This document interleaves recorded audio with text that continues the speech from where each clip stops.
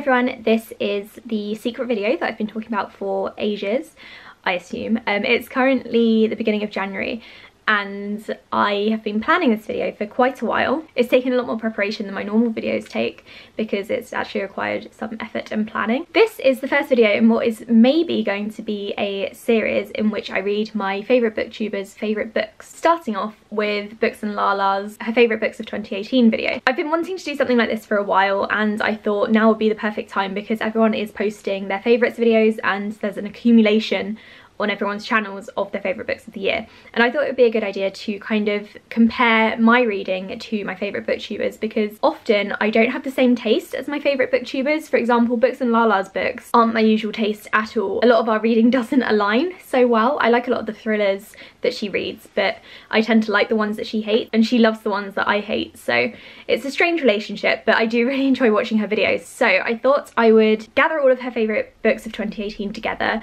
and compare how I feel about them. So there are 10 books that she mentioned in her favourites video. That is a lot for me to read, so I'll be doing this over the next month or so, and this will be one big video full of reviews and vlogging and good stuff, hopefully. So the 10 books that she said were her favourites of 2018 were Girl Made of Stars, Dead Mountain, Girls of Paper and Fire, The Astonishing Colour of After, Blanca E. Roja, If We Were Villains, Undead Girl Gang, The Poet's Ex, Girls Burn Brighter, and I'm Afraid of Men. Out of these 10, I've already read 2 of them. I gave Girls Made of Stars 5 stars, and The Astonishing Colour of After 2 stars, which goes to show that our tastes don't really line up, and that's kind of what gave me the idea for this video because I have read 2 of her favourites and they're both on opposite ends of the spectrum, so I thought it would be a good idea to read all of them and see how I feel. Out of the ones that I haven't read, I would say that I'm most excited for Dead Mountain because I love a bit of non-fiction. I also really like the sound of Girls Burn Brighter and Girls of Paper and Fire, the latter of which I already own, so that's good. And I'm also kind of hesitant about a few of them. Blanca E. Roja I haven't really heard much about, no one's been really talking about it. Undead Girl Gang doesn't sound like my kind of thing, and If We Were Villains, it sounds kind of awful. I've read some really bad reviews on it and I'm not really sure, but I will be reading them and I will let you know how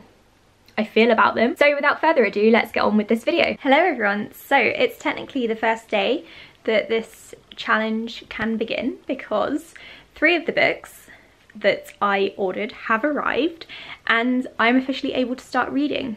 I mean, I did already own Girls of Paper and Fire as an ebook, but because this is me, I procrastinated and waited until I got some physical books. Obviously, this challenge is going really well so far. I wasn't able to buy all of the books as physical books because that would have been really freaking expensive and not all of them have been released in the UK. So that would have meant that I'd have to buy them from the US and they'd have to be shipped over and that would have just taken too long. So I ordered the ones that I could and then the other ones I'll just buy as ebooks because then I can get them instantaneously and it won't be an issue. So the ones that I ordered are Dead Mountain, which is one of my most anticipated ones, Girls Burn Brighter, which is also very highly anticipated. Can't remember what this one's actually about, but I know that it's a feminist book and obviously I look forward to those.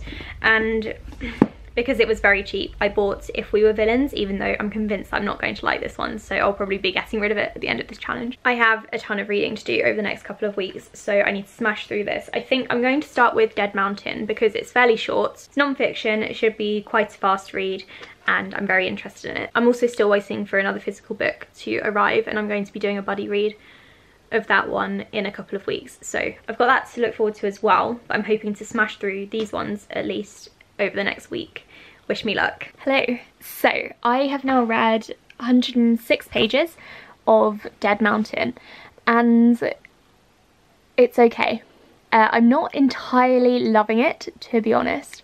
The author who is investigating the case, or mystery rather, is talking far too much about himself and his trip to Russia in which he investigated the case, and it's kind of irritating me. I feel like he's focusing too much on these meetings that he's having with the Russian people and not telling me like the cold hard facts. He's just going on about how one of the people helping him learn English for his second trip back there and her English has really improved, and I don't care about how her English has improved or how nice she was because she's got nothing to do with this disappearance or the deaths of these characters in the 50s, and it's a bit annoying. And also another thing that's irritating me is that he keeps referring to interpreters who were interpreting Russian into English for him and vice versa as translators, and that gets on my nerves. I work for a translation company and everyone around me, including myself, is really into languages, and they would also get annoyed by this, so I feel kind of justified. But all of that said, I'm not entirely hating it. It's not a bad book so far, and I'm still intrigued by this mystery, so I'm going to carry on reading tonight. It's only about 9:30, I think, so I can probably get a good chunk of reading done before I have to go to bed. And I've got about 170 pages left to go, so maybe if I knock off another 50 pages this evening, I can finish it tomorrow and then get started on my next book. So I have finished Dead Mountain, and it was disappointing. I'm gonna have to give this one 3 stars because I didn't really enjoy it all that much. I found some of it to be very intriguing, but other parts of it were just dull. So the main character, like I said in my previous clip, spends a lot of time talking about himself and his own journey to Russia and what he was eating and drinking there and who he met there.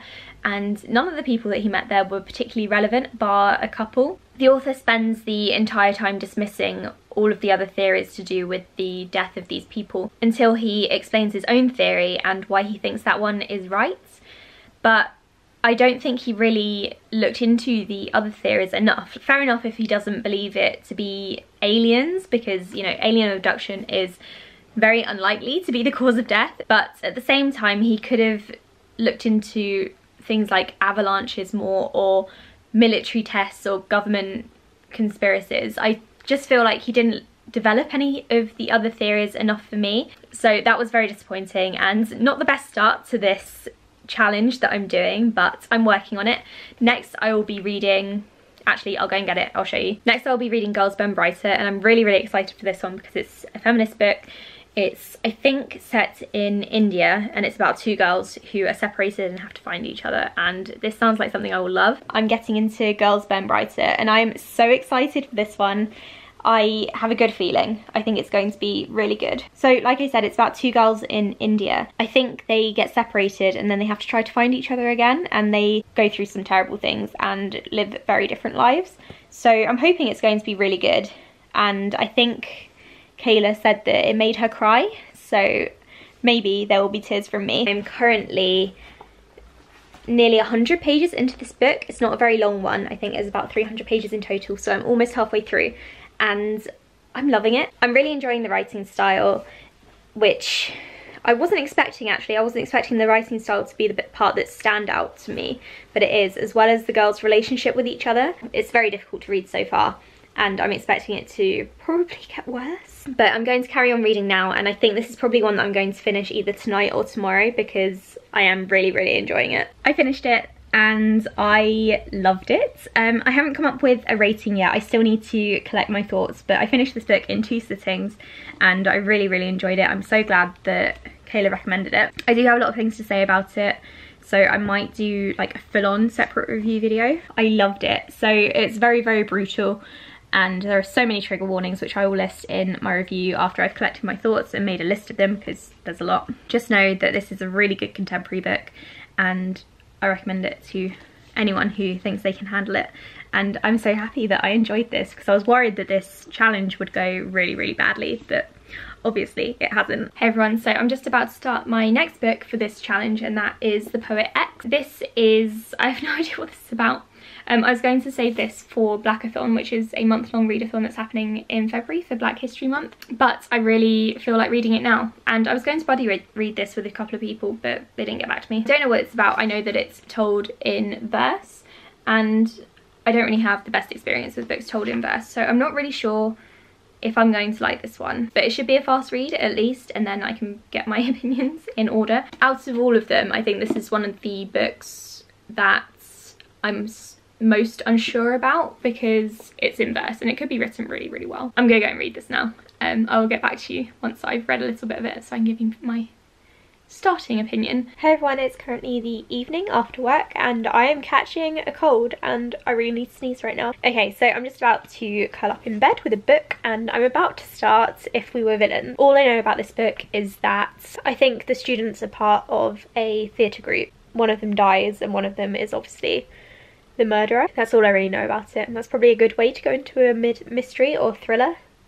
whatever this one is meant to be. To be honest, I'm not entirely sure I'm going to love this because I've seen a lot of my friends rate it poorly, but I might be wrong, it might turn out to be good, so I'm going to get started on this now. So I've been reading for about an hour now, and I'm getting really tired, so I'm probably going to have to stop shortly. I am making good progress, it's going quite well. I'm not loving this book, but it has potential, so I'm not writing it off just yet. I just don't think at the moment I'm loving it. So the characters keep quoting Shakespeare to each other, and I know that they are theatre students, but who does that? That's not a normal thing to do. I'm going to do a tiny bit more reading before I fall asleep because I am quite tired. What's happened so far? I've met all of the students and they all have the exact same personality. I do have a feeling that things are about to kick off. I'm 150 something pages in. Hopefully things will start to happen in the near future. I need something to keep me awake and to keep me reading, and so far there hasn't been much. Okay, so I have finished If We Were Villains, and you'll have to forgive my voice, I'm kind of losing it. I liked it, but it wasn't amazing. I think my issues I had with the Shakespeare quotes were still pretty relevant the entire way through. I thought that the characters spoke to each other in such a fake and put on way that I couldn't really take them seriously. I think I said in my vlog clip that the characters kept quoting Shakespeare to each other, even in really terrible situations. For example, someone dies in this book, and when they discover this person's body, they quote Shakespeare to each other. Or when they're in the middle of an argument, they start quoting Shakespeare to one another. And I just thought it was really strange, very put on, and I just couldn't get on board with that. In addition to that, the mystery wasn't hard to solve at all. I knew who had done it as soon as it happened because I thought it was really freaking obvious. I don't even think you have to be an avid reader of mysteries or thrillers to know who killed the person. I just think you need to pay attention and know how people react in certain situations, or how you think they would react in certain situations, and then you'll know. It was yeah, it wasn't a very good mystery. I did like that it had LGBTQ representation, somewhat anyway. It wasn't very like in your face or anything, but it was there. And I did quite like the way that it ended, because it was kind of more of an open ending than I was expecting, and I did quite enjoy that, so that was good. So I've given this one 3 stars because I didn't love it, but I didn't hate it. I thought it was alright. If the characters hadn't had such terrible personalities, then I feel like I would have enjoyed it a lot more,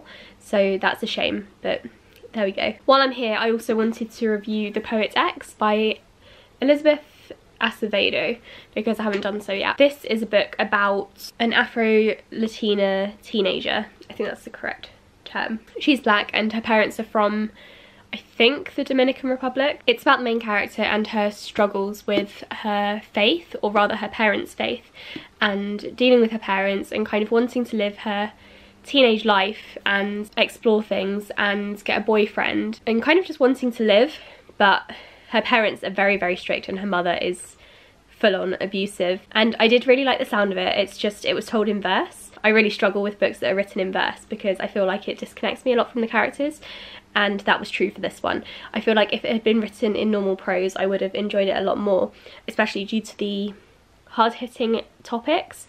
The main character's mother, like I said, is really abusive, and that's something that I really appreciate reading about, although I do find it quite difficult. But I couldn't really, I guess enjoy is the wrong term to use here, but I couldn't really get into it as much as I could have because it was told in verse. To be honest, a lot of the time when these books are written in verse, it's not really poetic, I don't think, in my opinion. I do like some poetry, but poetry like this is not really my thing. So I've given this one 2 stars. I would be very cautious going into this because there are some very dark topics. The mother's abusive, the main character's struggling with her faith, which plays into it a lot. The main character's brother is gay, and they're having to hide that from their parents. And there's this one particular scene in the book where the main character and her mother are arguing, and that was quite difficult to read even for me. It's a shame I didn't enjoy this one, but I didn't really think that I would. I think a lot of people would enjoy it if they're a fan of the writing style. It's just I wasn't. I would definitely be checking out the author's next book, which comes out in the spring or summer of this year. That's going to be a full-length novel that is written in normal prose, so I think I will hopefully enjoy that one. This is just going to be a very brief review of my feelings for Undead Girl Gang, because I didn't really enjoy it. This is one of the books from the list that I wasn't really expecting to enjoy, and I guess I was correct. I know myself quite well.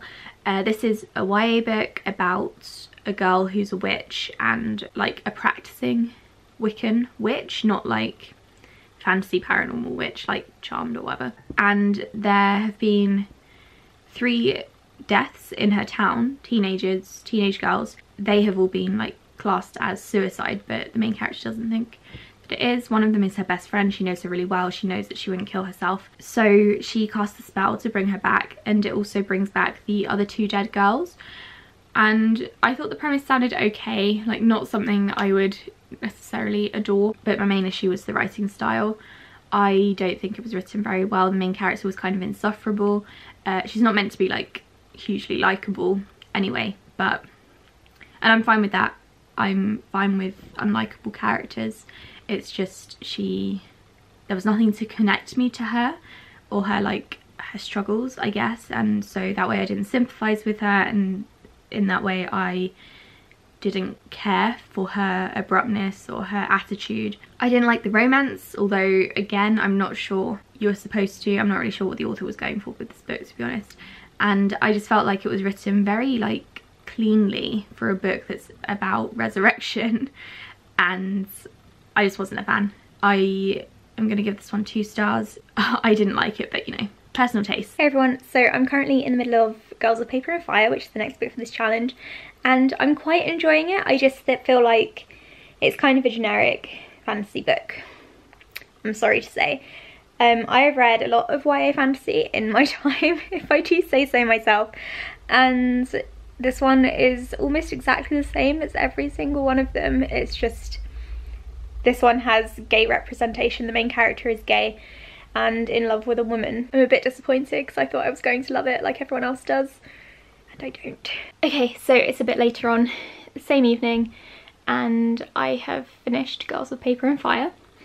I was right, I wasn't really enjoying it, and I still didn't enjoy it all that much having finished it. So Girls of Paper and Fire is a YA fantasy book. It's about a girl who is taken to the court to become a paper girl, which is basically a concubine for the king. She is the 9th girl. There are usually only 8, but she is special. She's the 9th. I don't know why she's special, she just kind of is. So she and the 8 other girls are trained to basically fuck the king, and it's a very difficult read at times because you do see some of the stuff that's going on in the king's bedroom and the effect that it's having on the girls afterwards once they come back, and those aspects are very difficult. But the rest of the book was just kind of bland and very generic YA. I felt like the author had a really good idea, but I don't want to say she hasn't developed her writing skills enough to write it. It's just, it could have been more fleshed out. And I know that she has been working on this idea for years. I'm pretty sure I've seen this stated on Twitter or Goodreads or something. It was just all very generic, and it was a 3-star read, and I'm a bit disappointed because everyone else has loved this book and I was expecting to adore it as well because it's such a well-received fantasy book. It was just like all the others, in my opinion. I did really like that the main character was gay. I guess that added a new element to fantasy because a lot of YA fantasy books are about white straight characters. The love story was okay, I guess. I didn't think there was much chemistry, but maybe other people would ship it. It's just the rest of it was all very meh. And like I said, I am very disappointed because everyone else has loved this book. It's just I didn't think it stood out, and the world building was very lackluster. There were some bits of history of the world like thrown in there in bits and pieces, but it was very underdeveloped, and the whole demon shape-shifting cast thing didn't really appeal to me that much at all. I think it could have been better. Hello, so it's the end of this crazy adventure. I have finished all the books. I have vlogged some of them, of my experiences, and for others I didn't really have enough to say to vlog, which is why I didn't do an individual vlog for each book. So I've read all 10 of Lala's favourite books of 2018, and here they are, ranked in my opinion, and I'm going to give you the star ratings, kind of briefly summarise my feelings on the books, just in case you didn't watch the entire video, and then tell you kind of what I learned, because I learned some deep things. I didn't really. So I started out this challenge by already having read 2 of her top 10. The first one was Girl Made of Stars, which I loved. I gave this one 5 stars. And I also read The Astonishing Colour of After, which I gave 2 stars. It wasn't great. So we're going to use those 2 books as, I don't know, placeholders, I guess. So Girl Made of Stars is right at the top. I should probably move over so that I can put some graphics in. And then The Astonishing Colour of After is currently at the bottom. Unfortunately, I DNF'd Blankery Roja. This one is kind of magical realism, fantastical stuff about people who turn into swans or who are kidnapped by swans or something. I couldn't really get into the writing, I'll be honest. I thought it was kind of flowery and whimsical, and that's not really my kind of thing, so I made it about 10% of the way through before I had to give up because I was not enjoying it. And I feel really bad because I was trying so hard with this challenge to not give up on any books, but yeah, I just couldn't do it with this one. I didn't like it, so that one is going straight to the bottom. So kicking off this whole thing, I read Dead Mountain, and it was okay. I did a full review on this one, obviously, so you can check out my thoughts if you've skipped that part, which is kind of rude and disappointing. But I thought the author talked too much about himself and his own theory and didn't explore enough of the other ones, so I didn't really enjoy this one that much, so I gave this one 3 stars. I then picked up an amazing book, and that was Girls Burn Brighter. This one was incredible. I loved it. I gave this one 4 stars. The only thing I thought was missing was that it should have been longer. It's a very, very short book, and I would have loved to have spent more time with these characters, seeing their struggles, I guess, because apparently I like that kind of thing. This book is very, very dark, and I wouldn't recommend it for everyone. There are some deeply, deeply disturbing things in here that not everyone is going to enjoy reading about, so go into this cautiously, but I would highly recommend it. I gave this one 4 stars. I then picked up Undead Girl Gang, and I was not expecting to enjoy this one, and I didn't. I thought it was kind of bad. The writing style was very... Look, I know that I'm talking about a YA book here, but it was very young and it felt more middle grade than YA, and that's kind of the part that I had an issue with because I'm not really a massive fan of middle grade books.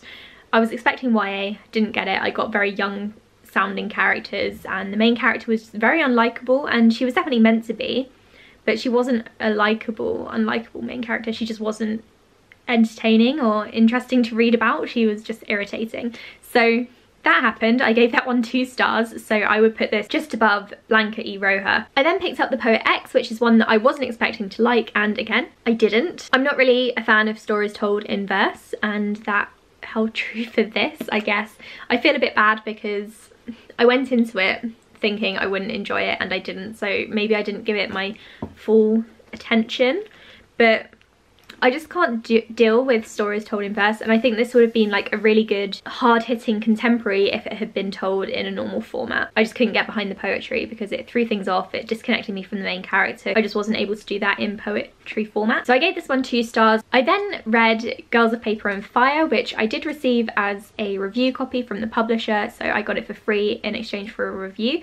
I gave this one 3 stars. I didn't love it as much as everyone else was raving about it late last year. I was really hoping to like this one, and I thought I was definitely going to, but I didn't. I thought it was a very generic YA fantasy, although it did have some very good lesbian representation. I just feel like the entire thing had been done before, and while I liked the main character, I don't feel like she had that much of a personality other than being very strong and defensive, and she stuck up for herself a lot. It's just I didn't really have much of a feel for the other side of things, like her interests, for example. And I feel like if you're doing a 400-page book anyway, you might as well try to develop your character a little bit more. So I didn't really love that one, so I gave it 3 stars. I then read the shortest book on the list because that was the easiest thing to do after a massive fantasy. That was I'm Afraid of Men. I gave this one 4 stars. It's a memoir.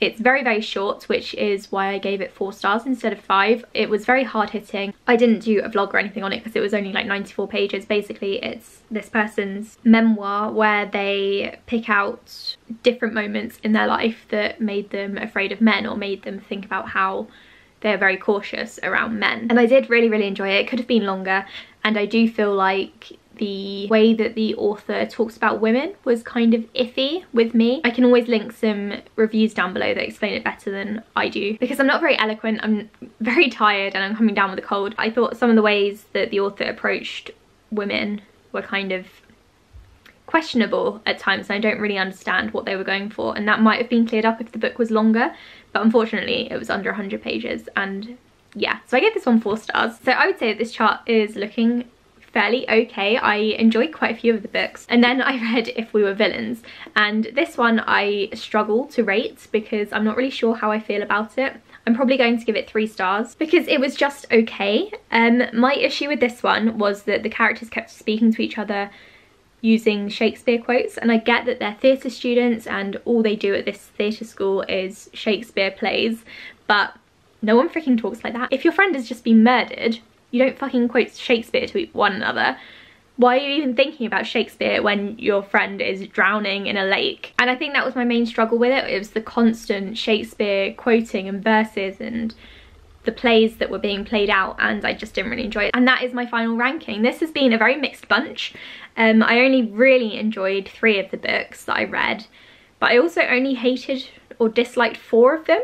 So that's good. I think what I learned from this is that I enjoy Lala's content more than her book recommendations. However, we do have very similar tastes when it comes to hard-hitting contemporary, and that is one of my favourite genres, so obviously I will take her recommendations. I think our tastes are very dissimilar when it comes to YA and YA fantasy. I'm not sure why. Maybe because I'm a massive fantasy fan and Kayla doesn't really read that much fantasy. So that is my little analysis of this. I had a really good time doing this, and I was considering doing it for a couple of other booktubers, but I think I need a bit of a break from the challenges because this was intense. I had to read 8 books in less than a month, and it was hard work. But I would definitely do something like this again. If you guys enjoyed this and would like to see me compare my own thoughts on books against other booktubers' thoughts, then let me know in the comments below, because I did have a lot of fun doing this while it was quite stressful. So thank you all so much for watching this